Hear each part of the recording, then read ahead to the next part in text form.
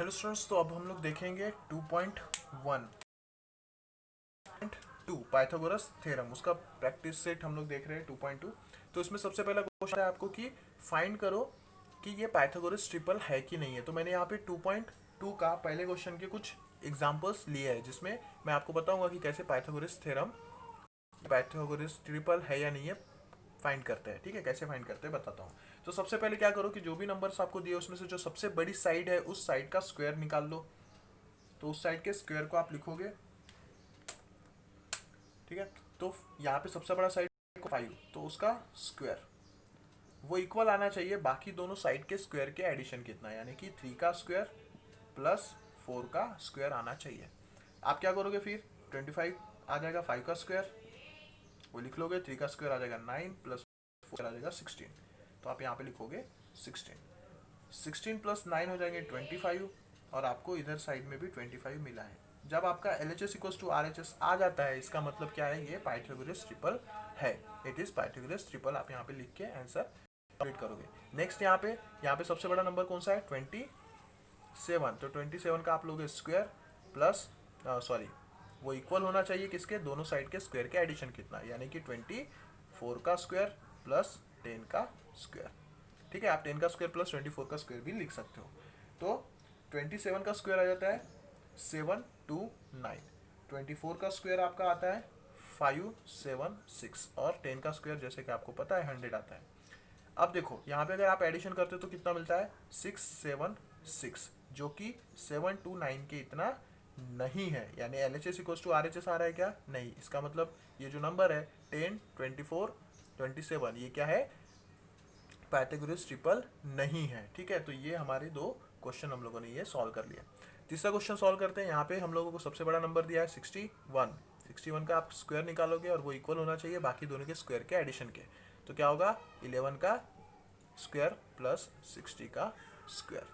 अब 61 का स्क्वायर कितना आता है, 61 का स्क्वायर आता है 3721 इज इक्वल्स टू 3721। अब 11 का स्क्वायर आएगा 121 प्लस 60 का स्क्वायर आएगा 3600।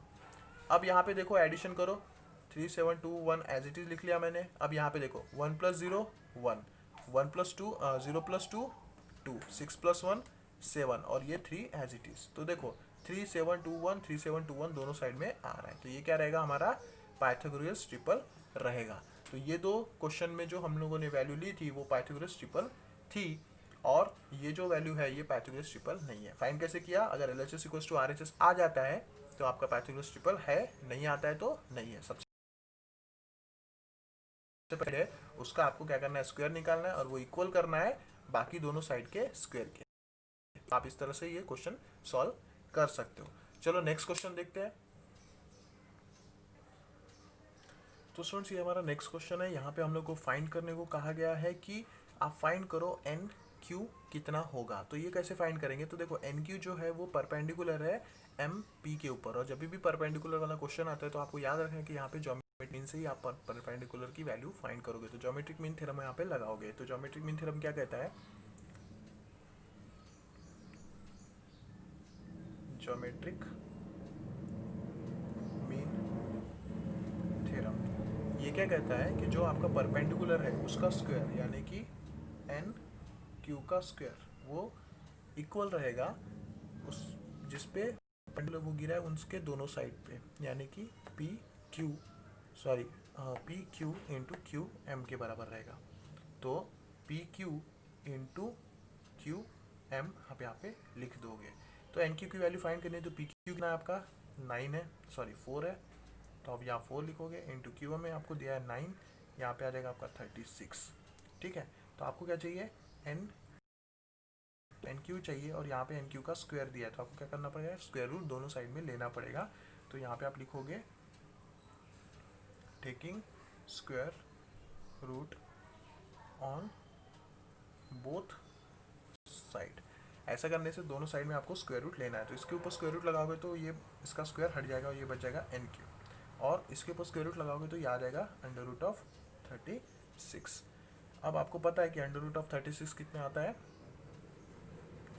वो आता है 6। तो एन क्यू की वैल्यू क्या हो जाती है आपकी 6 हो जाती है। तो इस तरह से आपका क्वेश्चन सॉल्व हो जाता है।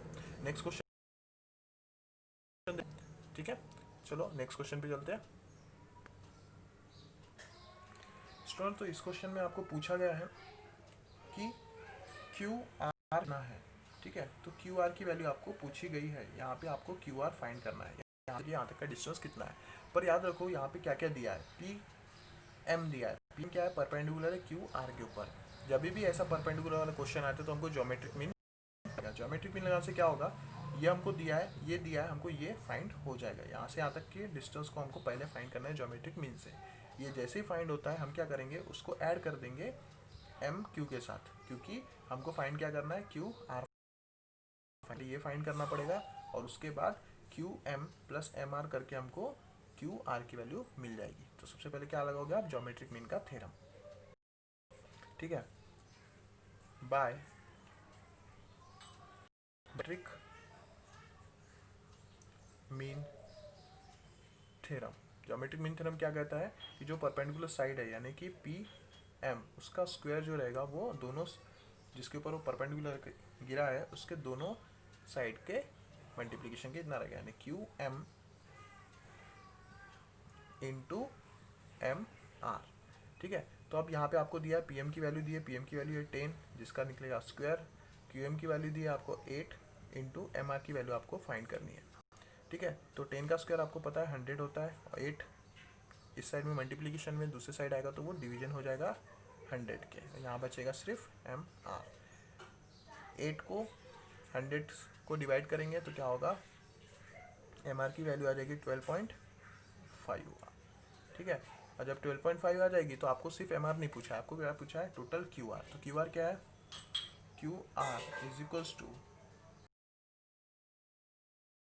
एम आर, ठीक है। तो आपको यहाँ पे वैल्यू डाल देनी है 8 प्लस 20.5 क्यू आर की वैल्यू मिल जाती है जो आपको फाइंड करना था। तो इस तरह से ज्योमेट्रिक मीन से आप क्वेश्चन को सॉल्व करोगे, ठीक है। क्वेश्चन, और चलो हम लोग नेक्स्ट क्वेश्चन देखते हैं स्टूडेंट। तो ये नया क्वेश्चन दिया है, यहाँ पे आपको ट्रायंगल दिया है R S B S R भी आप कह सकते हो, जिसमें कि एस जो है वो 90 का कोण दिया गया है, यानी कि 90 है, ठीक है। और ये 30 आपको ऑलरेडी गिवन है। तो अगर ये 90 30 है तो ऑब्वियसली ये क्या बन जाएगा, आपका 60 का एंगल बन जाएगा। तो यहाँ पे देखो 30 60 90 दिख रहा है, इसका मतलब ये क्वेश्चन जो है वो 30 60 90 से ही सॉल्व होने वाला है। ऐसा कोई भी क्वेश्चन आता है तो आपको याद रखना है कि अगर यहाँ 90 है, यहाँ 30 है, तो यहाँ 60 आएगा ही आएगा, या फिर यहाँ 90 है, यहाँ 60 दिया और यहाँ पे 30 आएगा ही आएगा। तो इसको हमेशा 30 60 90 के थ्योरम से ही सॉल्व करना है। तो 30 60 90 का थ्योरम क्या कहता है कि जो 30 का अपोजिट साइड है वो क्या रहता है, हाफ ऑफ हाइपोटेनियस रहता है, और 60 का अपोजिट साइड जो होता है वो √3/2 टाइप्स ऑफ हाइपोटेनियस होता है। तो इसको कैसे अप्लाई करेंगे हम लोग इस क्वेश्चन में, वो आगे देखते हैं। यहाँ पे एक और वैल्यू दी है, एस आर की वैल्यू दी है 6। आपको फाइंड करने को कहा गया है कि आपको आर पी फाइंड करना है और पी एस भी फाइंड करना है। तो पी एस और आर पी आपको फाइंड करना है। तो अब पी एस और आर पी को कैसे फाइंड करेंगे, चलो हम लोग उसको देखते हैं। तो सबसे पहले आपके पास गिवन क्या क्या है वो देख लो। यहाँ पे आपको 30 का एंगल दिया है और यहाँ पे आपको दिख रहा है कि यहाँ 6 दिया, ठीक है। 6 और 30 का एंगल देने की वजह से आप क्या करोगे, सबसे पहले हाइपोटेनियस फाइंड करोगे। तो क्या कहा जाता है, बाय 30 60 90 थ्योरम आप क्या लिख सकते हो, एस आर यानी कि opposite side of 30 S R is equals to half of hypotenuse यानी कि पी आर, ठीक है। तो 30 60 90 में 30 का अपोजिट साइड वो क्या होता है, हाफ होता है हाइपोटेनियस की। तो 30 का अपोजिट साइड कौन है, एस आर, और हाइपोटेनियस क्या है, पी आर, ठीक है। या फिर इसको आर पी लिख लो क्योंकि आर पी पूछा हुआ है आपको, ठीक है। तो आर पी लिख लो, उसको पी आर को आर पी लिख सकते हो आप। अब क्या होगा, एस आर की वैल्यू आपको दी है 6, ये रहेगा हाफ इंटू आर पी। अब क्या करना है आपको, 2 को इधर ले जाना है, तो क्या हो जाएगा 6 इंटू 2 हो जाएगा, ये हो गया आर पी। तो आर पी की वैल्यू क्या आ गई आपकी, आर पी की वैल्यू आ गई आपकी 12। तो इस तरह से आपको आर पी फाइंड हो गया। अब आपको 60-90 थ्योरम का दूसरा पार्ट यूज करना है कि 60 का अपोजिट साइड क्या होता है। 60 का अपोजिट साइड जो होता है √3/2। तो ठीक है, again by 30-60-90 theorem, S sorry P S is equals to √3/2 times of hypotenuse. Hypotenuse कौन है? आर, या फिर आर पी बोल सकते हो आप इसको। ठीक है, तो यहाँ पे √3/2 इंटू आर पी की वैल्यू जो हम लोगों ने निकाला था वो लिख लेंगे हम लोग। ये देखो आर पी निकाला है हम लोगों ने 12, ये 2 और 12 कैंसिल हो जाएंगे, बचेगा 6। तो ये हुआ √3 × 6। इसी को आप लिख सकते हो P R is equals to 6√3। तो इस तरह से आपके दोनों क्वेश्चन के आंसर आपको मिल जाते हैं बाय 30-60-90 थ्योरम। तो हमेशा याद रखो, अगर एंगल का क्वेश्चन आता है तो आपको 30-60-90 या फिर 45 वाला ही आएगा। ठीक है, तो इसके लिए आप प्रिपेयर करोगे। नेक्स्ट क्वेश्चन देखते हैं। सो नेक्स्ट क्वेश्चन में आपको पूछा गया है कि find the side of the perimeter of the square whose diagonal is 10 centimetre. तो मैंने एक स्क्वायर निकाल लिया। स्क्वायर का मतलब क्या होता है? उसके सारे साइड क्या होंगे? इक्वल होंगे, यानी उसके सारे साइड्स क्या होंगे? इक्वल होंगे। यानी अगर ये x है तो ये भी x, ये भी x, ये भी x रहेगा। तो चलो मान लो मैं इसको एक को x मान लूंगा, ठीक है, या फिर a मान लूंगा। और डायगोनल कितना दिया उन्होंने? 10 सेंटीमीटर दिया है। हमको फाइंड क्या करना है? पेरीमीटर निकालना है। ठीक है, तो क्या निकालना है? साइड ऑफ स्क्वायर, ये फाइंड करना है। और दूसरा पेरीमीटर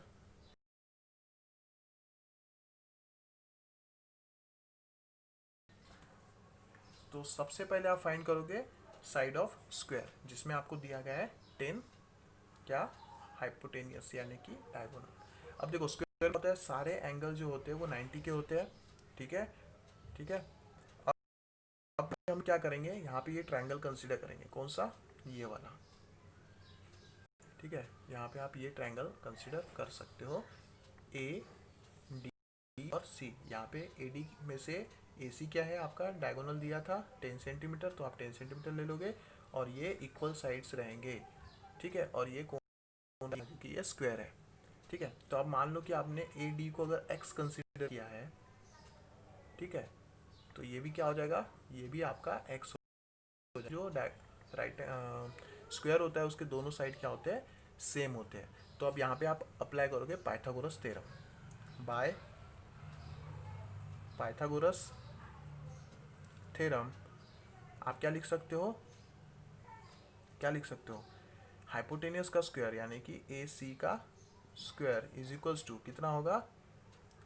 ए डी का स्क्वायर प्लस डी सी का स्क्वायर, यानी कि एक्स का स्क्वायर प्लस एक्स का स्क्वायर, यानी कि 2x²। ठीक है, और ये क्या हो जाएगा? 10 का स्क्वायर, यानी कि 100।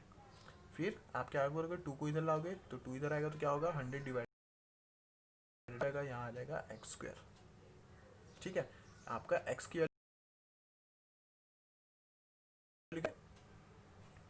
x equals to √50। आप 50 को क्या लिख सकते हो? आप लिख सकते हो 50 को लिख सकते हो 2 × 25, यानी कि 5√2। ये जो आपकी x की वैल्यू आ जाती है, यानी कि आपको साइड जो हो गया, साइड ऑफ स्क्वायर, ये कितना आ गया आपका? Side of square into 5√2। ठीक है, side square is equals to 5√2 आपने फाइंड कर लिया है। ठीक है, 5√2 यहाँ पे आ गया है। अब हम लोग देखते हैं कि पेरीमीटर कैसे निकालना है। तो पेरीमीटर का जो फार्मूला होता है, पेरीमीटर का जो फार्मूला है, तो पेरीमीटर का फार्मूला क्या है?